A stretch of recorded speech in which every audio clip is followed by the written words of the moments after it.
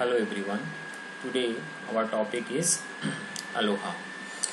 तो topic start करने से पहले मैं आपको बता दूं कि पिछले वीडियो में डेटा लिंक लेयर में हमने देखा था कि ये 2 सब लेयर्स में डिवाइड होता है, जिसमें से मैक लेयर के लिए जो है सम प्रोटोकॉल्स की नीड होती है।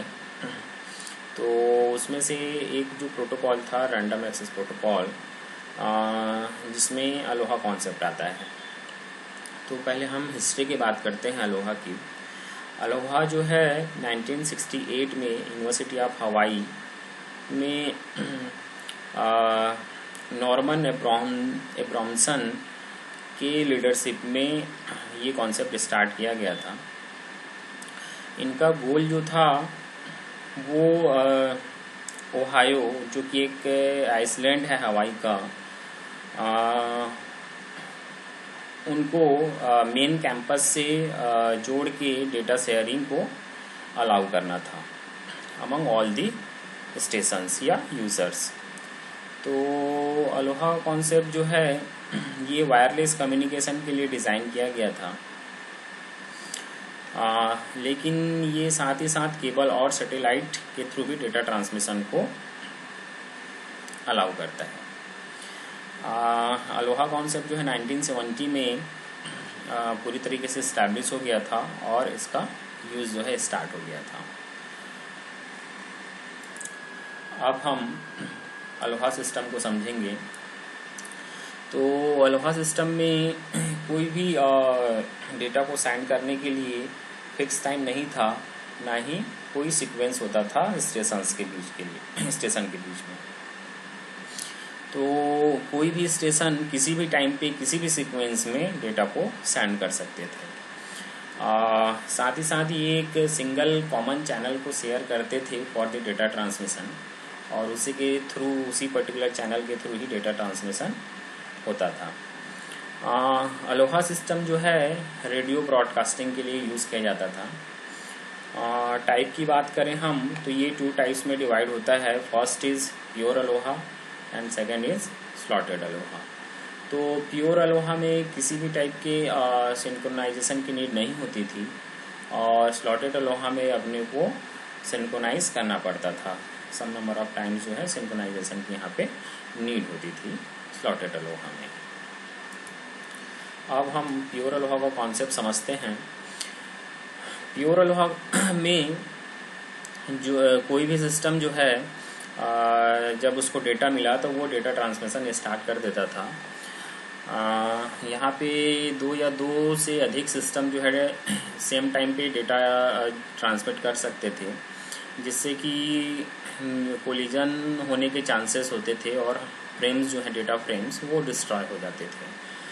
तो यहाँ जो सेंडर है उसको एक एक्नॉलेजमेंट की नीड होती थी रिसीवर एंड से, जिससे कि उसको ये पता चल सके कि जो मैंने डेटा ट्रांसमिट किया है वो सक्सेसफुली रिसीवर एंड पे रिसीव हो गया है। लेकिन जब एक्नॉलेजमेंट पर्टिकुलर या स्पेसिफाइड टाइम पे सेंडर को नहीं मिलता था, तो वो ये एज्यूम करता था कि एक्नॉलेजमेंट या जो हमने डेटा फ्रेम सेंड किया था वो क्या हो गया है, डिस्ट्रॉय हो गया है। तो फिर जो सेंडर है वो रैंडम अमाउंट ऑफ टाइम के लिए वेट करता था, और फिर से जो है सेंडर डेटा रिट्रांसमिशन करता था। तो यहाँ पे ये रैंडम अमाउंट ऑफ टाइम का कॉन्सेप्ट क्या है कि अगर मान लीजिए वो पर्टिकुलर टाइम के लिए वेट करे और फिर से डेटा रिट्रांसमिट करे, तो जो कोलिजन ऑकर हुआ था वो फिर से ऑकर हो सकता है, क्योंकि कोलिजन जो है 2 सिस्टम के डेटा के बीच में हुआ है। अब दोनों system same amount of time के लिए वेट करेंगे, तो अगेन जो है फिर से उसी टाइम पे दोनों डेटा को ट्रांसमिट करेंगे। इसलिए यहाँ पे दोनों सिस्टम जो है डिफरेंट अमाउंट ऑफ टाइम के लिए जो है वेट करते हैं।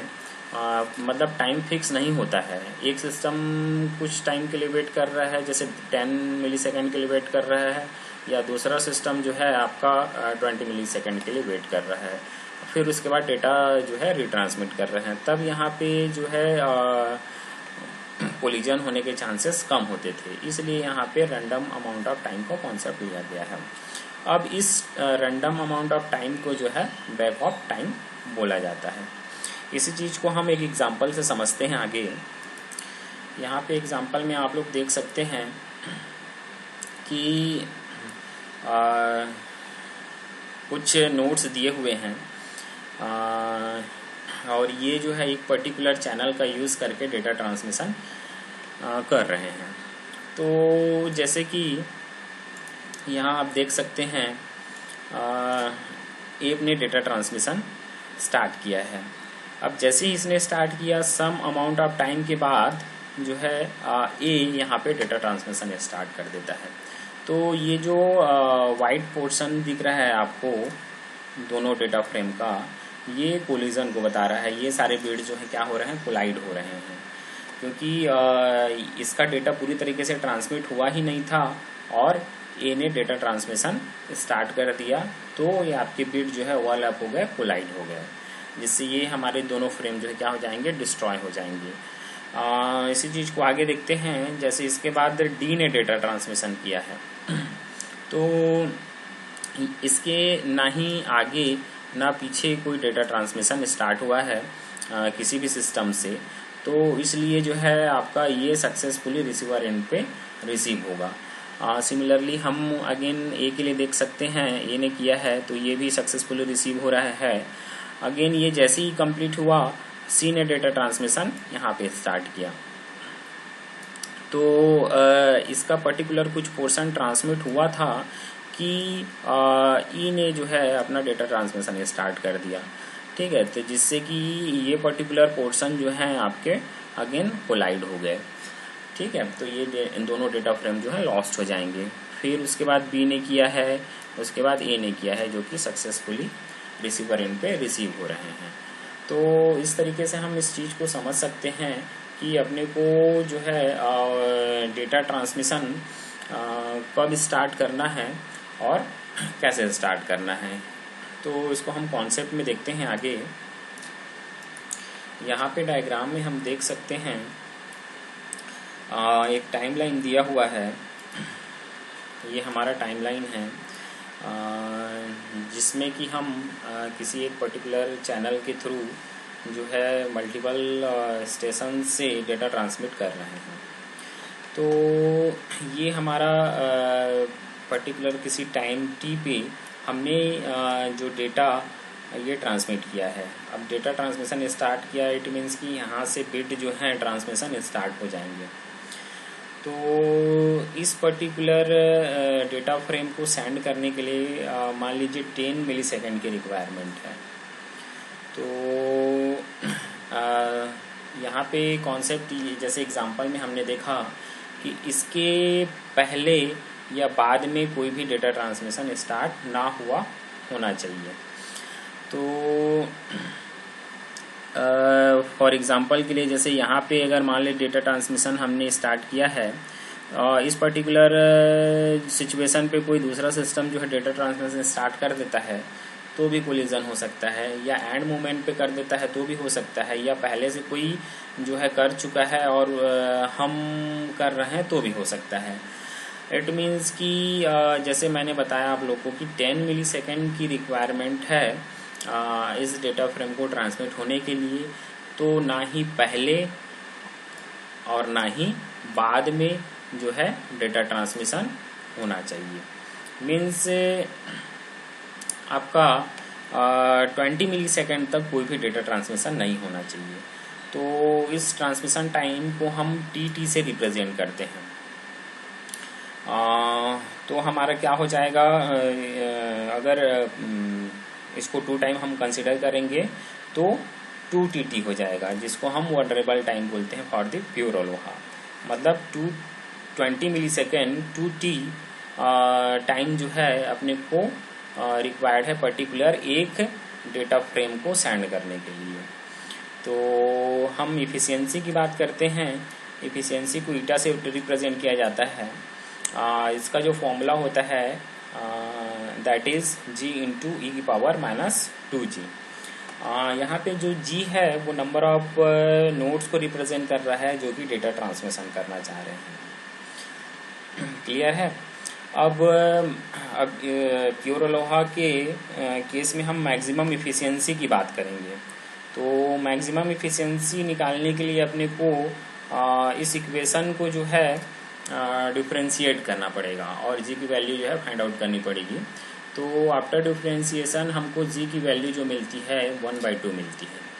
अब 1/2 का मतलब ये है कि मान लीजिए किसी नेटवर्क में दो सिस्टम्स हैं जो कि सिंगल चैनल को शेयर कर रहे हैं, तो उसमें से एक सिस्टम ही एक टाइम पे उस चैनल को यूज़ करेगा, तो हम वहाँ पे मैक्सिमम थ्रूपुट गेन कर सकते हैं या मैक्सिमम इफ़िशियंसी वहाँ से ले सकते हैं। मतलब 50% चैनल अगर 50% सिस्टम्स अगर उस चैनल को यूज़ करें तो जो है मैक्सिमम इफ़िशियंसी हम ले सकते हैं उस चैनल की। अब यहाँ पे जो है जी की वैल्यू को हम पुट करते हैं इस इक्वेशन में, तो अपने को जो है आफ्टर कैलकुलेशन जी की वैल्यू जैसे हमने यहाँ पुट की हुई है 1/2, तो आफ्टर कैलकुलेशन अपने को इसकी जो वैल्यू मिलती है दैट इज़ 0.184। अब इसको हम परसेंट के फॉर्म में लिखेंगे तो इसको हम 18.4% लिख सकते हैं, जो कि प्योर अल्वाह की इफ़िशियंसी है मैक्सिमम। मीन्स 100 kbps का आपका कोई चैनल है, कैपेसिटी वाला चैनल है, तो उसमें से हम 18.4% ही उसका यूटिलाइज़ कर पाएंगे, बाकी जो है हम यूज़ नहीं कर पाएंगे। तो ये जो है प्योर अल्वाह का कॉन्सेप्ट। अब हम एडवांटेज की बात करें तो ये बहुत ही सिंपल प्रोटोकॉल है और किसी भी टाइप के सिंक्रोनाइजेशन की नीड नहीं होती है यूजर्स के बीच में। डिसएडवांटेज में हम देखेंगे तो अगर हैवी लोड हो तो ये अच्छा थ्रूपुट प्रोवाइड नहीं कर पाता है, और अगर नंबर ऑफ यूज़र्स हम बढ़ा दें तो कोलिजन की जो प्रोबेबिलिटी है वो बढ़ जाती है। तो ये हमारा अलोहा में प्योर अलोहा का कॉन्सेप्ट था। नेक्स्ट वीडियो में हम स्लॉटेड अलोहा देखेंगे। Thank you.